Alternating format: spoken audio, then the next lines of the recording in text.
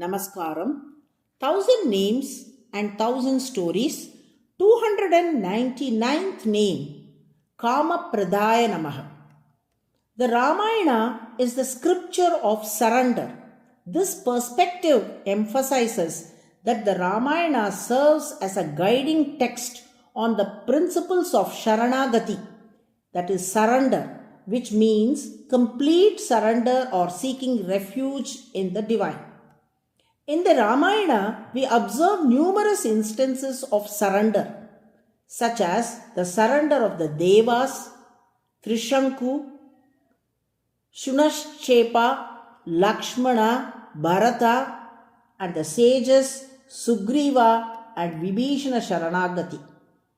This highlights the recurring theme of Sharanagati in Ramayana, where various characters seek refuge and protection, exemplifying the virtue of complete surrender to the divine.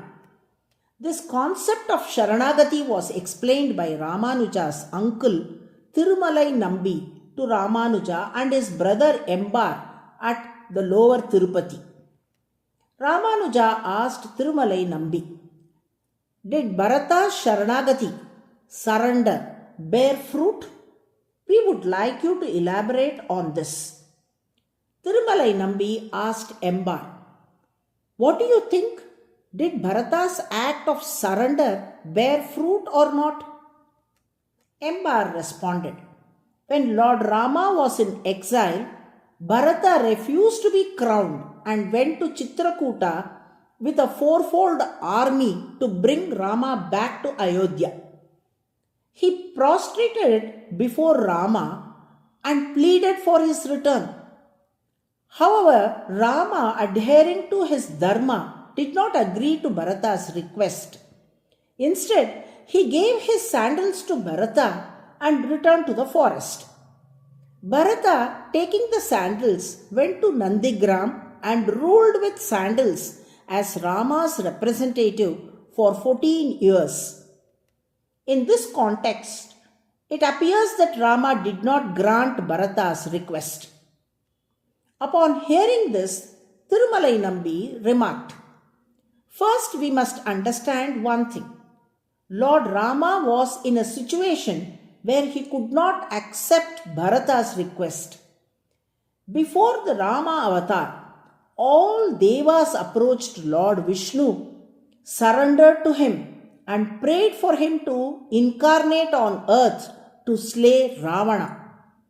If Rama had returned to Ayodhya as Bharata wished, Ravana would not have abducted Sita and his demise would not have occurred. Therefore, due to the Devas' prior act of surrender, Rama prioritized fulfilling their request first. Hence, he could not grant Bharata's plea."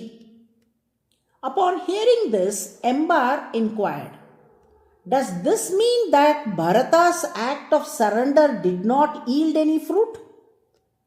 To this, Thirumalai Nambi responded, "Bharata's surrender bore fruit far beyond his initial request." When Ramanuja and Embar inquired further, "How was that possible?" Thirumalai Nambi explained, "By not granting Bharata's request, Lord Rama bestowed upon him something even more exalted, his own sandals, which are traditionally considered even more venerable than the Lord himself. Thus, Bharata received a reward far greater than he had sought. However, due to prevailing circumstances and his commitment to uphold his father's promise, Rama could not immediately fulfill Bharata's request. After completing his 14-year exile, Rama returned to Ayodhya and was ceremoniously crowned as king as Bharata had desired. This event can be seen as the second benefit of Bharata's act of Sharanagati, that is surrender. Bharata earnestly pleaded for Lord Rama to return and rule Ayodhya symbolizing the collective desire of all Ayodhya's citizens. Although Rama did not immediately fulfill this request due to his commitment to his exile, upon completing the 14-year period, he returned, was crowned as king, and granted liberation to all the inhabitants of Ayodhya. This act is seen as the third and the ultimate fruit of Bharata's surrender, as his devotion not only benefited him but also led to the salvation of all Ayodhya's residents. Bharata's sole request was for Rama to return and rule the kingdom. However, he received threefold blessings. The third term Kama signifies desire, and Pradha means bestower. Thus, KAAMAPRADHAAYA refers to the Supreme Lord who grants desires. In the Vishnu Sahasranamam, the 299th name is KAAMAPRADHA, acknowledging Lord Vishnu as the granter of desires.